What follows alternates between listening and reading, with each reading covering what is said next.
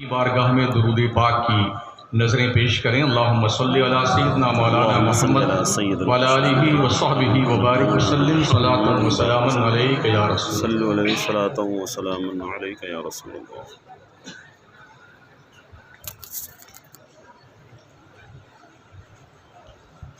سادات اکرام کا نورانی قافلہ ممبر نور پہ رونق افروز ہے۔ یہ انہی کے دم قدم کی بہاریں ہیں جو ہمیں نظر آ رہی ہیں۔ سبحان اللہ۔ ہم ان کا تعارف کیا کرائیں،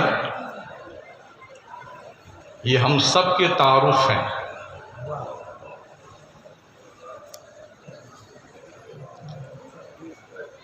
کچھ کلمات عرض کرنے کے لیے میں حاضر ہوا ہوں۔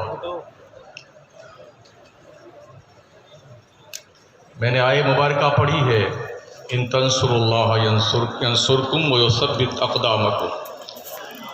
اگر تم اللہ کے دین کی مدد کرو گے تو اللہ تمہاری مدد کرے گا، بے شک۔ اور اللہ تمہارے پیروں میں جماؤ پیدا کر دے گا، استقلال پیدا کر دے گا۔ دارالعلوم فیضان اشرف اس وقت اپنی جوانی کی دہلیز پر ہے۔ کم سنی میں تو قدم بوس تھے لاکھوں کتنے، رفتہ رفتہ تیری رفتار قیامت ہوگی۔ واہ واہ۔ محب گرامی قدر نازش ملت، معمار قوم و ملت، نباز قوم و ملت، حضرت علامہ شاہ الحاج حافظ و قاری محمد سعید صاحب قبلہ اشرفی شیخ الجامعہ،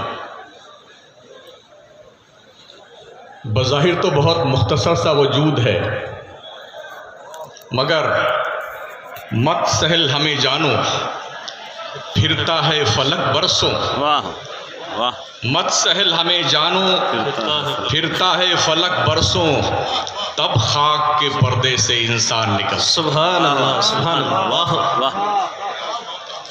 وہ دور چلا گیا جب خلیل خان فاختہ اڑاتے تھے، خیرت کا نام جنوں رکھ لیا، جنوں کا خیرت، جو چاہے آپ کا حسن کرشمہ ساز کرے۔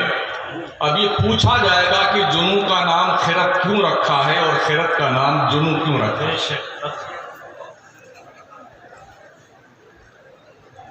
بڑی خاموشی کے ساتھ شیخ الجامعہ نے یہ عظیم قلعہ تعمیر کیا ہے۔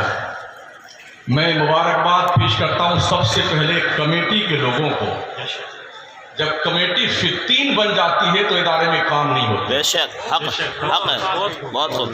تو اول تو مبارکباد میں کمیٹی کو پیش کرتا ہوں کہ جنہوں نے شانہ بشانہ رہ کر کے حضرت قبلہ شیخ الجامعہ کو بالوں پر عطا نہیں کیے، بلکہ ان کے بالوں پر میں طاقت پیدا کی اپنی ہمت سے اور اپنے پیسے سے، اپنے حوصلوں سے، کہ آج یہ علم کا ایک بے پناہ خوبصورت قلعہ ہمیں اور آپ کو دکھائی پڑ رہا ہے۔ بڑی خوشی ہوئی مجھے۔ ویسے الجامعۃ الاشرفیہ کے جو فارغین ہیں، مصباحی گروپ ہے پوری دنیا میں پھیلا ہوا، اسے آپ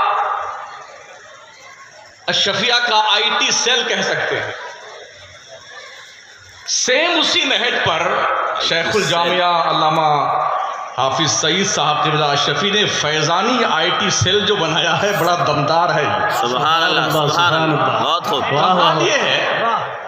کمال یہ ہے کسی جگہ بھی جائیے نا اداروں کے جلسوں میں، تو فارغین تو دور کی بات، طلبہ بالکل ایسے جیسے گھمچی نہیں ہوتی، آدھا لال آدھا کالا، بالکل اترائے پھرتے ہیں۔ مگر یہاں آئیے تو ہم نے دیکھا کہ جو کہیں یہاں سے پڑھ کے کہیں پڑھا رہے ہیں نا، وہ بھی ایسا لگتا ہے یہاں خدمت گزاری کا کام انجام دیتا ہے۔ سبحان اللہ سبحان اللہ۔ بہت بڑی بات ہے اور بہت بڑی طاقت یہ ہے حضرت حافظ سعید صاحب قبلہ اشرفی کے حوالے سے۔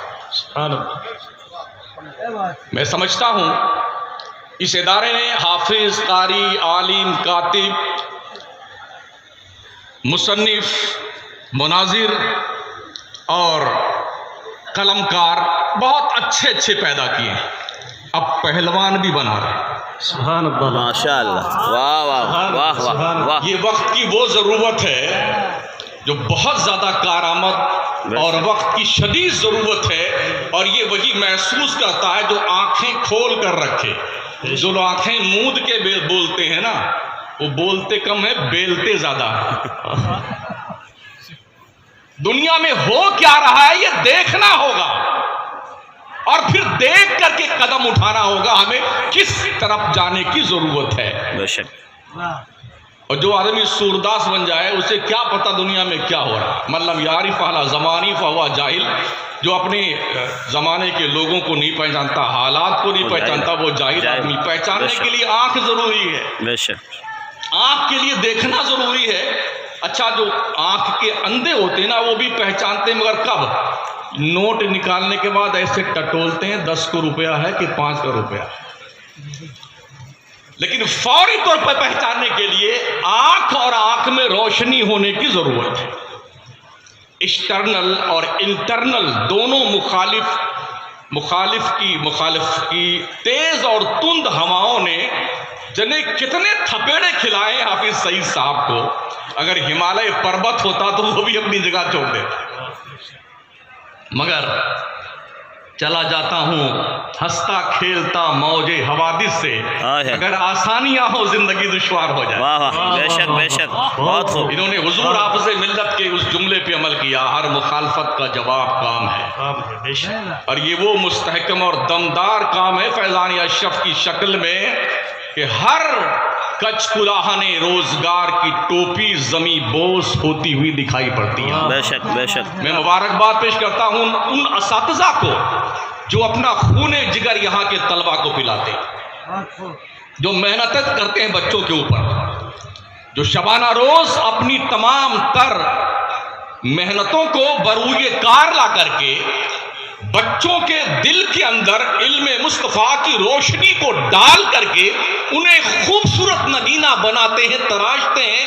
وہ اساتذہ بھی بہت زیادہ داد و تحسین اور ہدیہ تبریک کے قابل اور لائق تحسین ہے۔ عزیزان محترم، سب سے پہلے ہمیں خوف اپنے دل سے نکالنا ہوگا۔ پورے ملک کا مسلمان ڈرا اور سہما اپنے آپ کو محسوس کرتا ہے۔ یہ آپ مان کے چلیے اللہ جو کرتا ہے ٹھیک کرتا ہے۔ بے شک، اللہ اگر نہ چاہے تو دنیا میرا بال بیکا نہیں کر سکتی، بے شک، ٹھیک ہے؟ تو پھر ہمیں ڈرنے کی ضرورت نہیں ہے۔ کس سے ڈرنا ہے؟ اس رب سے ڈرنا ہے جس سے ڈرنے لگ جائے تو دنیا ہم سے ڈرنے لگ جائے۔ بے شک، سبحان اللہ، سبحان اللہ۔ تو اس سے ڈرنے کی کوشش کیجیے۔ ساتھیوں، جیسا کہ ہمارے پیش رو تاثر پیش کرنے والے حضرات نے بڑے اچھے تاثر پیش فرمائے ہیں اور ان شوشے اور گوشے کی طرف ہماری توجہ مبذول کرائی ہے، ضرورت اس بات کی ہے کہ ہم اپنے اداروں میں تقابل ادیان پر محنت سے کام کریں۔ بے شک، یقیناً حافظ سعید صاحب اسے محسوس کرتے ہوں گے، ہمارے علماء محسوس کرتے ہوں گے۔ ماشاءاللہ، مبارکباد۔ شروع، یہ ہو ہی نہیں سکتا کہ حافظ سعید صاحب اسے محسوس نہ کریں۔ جہادیدہ آدمی، کوہنا مشق آدمی ہے، دور اندیش آدمی ہے، اور پاؤں میں بہت زیادہ دمدار طاقت موجود ہے۔ اس طاقت کو ہم فیضان نعیم المشائخ کہہ سکتے ہیں۔ سبحان اللہ، سبحان اللہ، سبحان اللہ۔ بہت خوب، اللہ اکبر،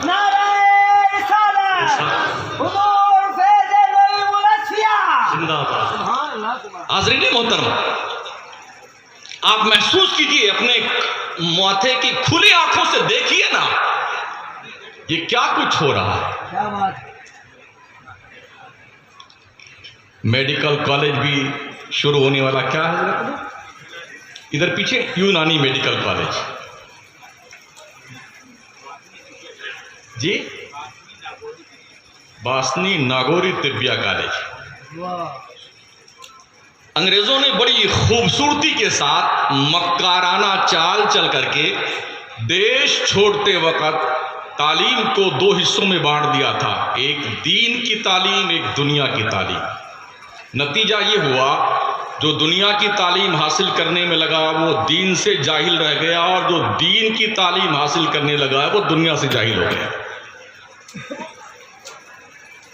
جب تک ان دونوں چیزوں کا سنگم ہم نہیں پیدا کریں گے، جیسا کہ فیضان اشرف نے ماشاءاللہ کام شروع کر رکھا ہے، تب تک ہم دنیا کی ان ملحدانہ نظروں کو صحیح معنوں میں ان میں عشق مصطفیٰ اور عشق توحید الہی کا سرما نہیں لگا سکتے جب تک اس روش پہ نہیں چلیں گے۔ بے شک بے شک۔ ہمیں ضرورت ہے کہ ہم دنیا کی نظروں کو پہچانیں، دنیا کی روش کو پہچانیں، دنیا کس طرف جا رہی ہے، کیسی چال چل رہی ہے، یہ سب پہچاننے کی ضرورت ہے۔ ایک بات اور میں عرض کر دوں ساتھیوں، فروعی مسائل کو لے کر کے ہمیں اختلافات کے انگارے نہیں دہکانے۔ آج بڑا المیہ ہماری اہل سنت و جماعت میں یہ ہے کہ فروعی مسئلے کو لے کر کے ایسا لگتا ہے اٹھا پٹک مچی ہوئی۔ ایک مثال میں پیش کروں، سرکار مفتی اعظم ہند قبلہ رحمۃ اللہ تعالی علیہ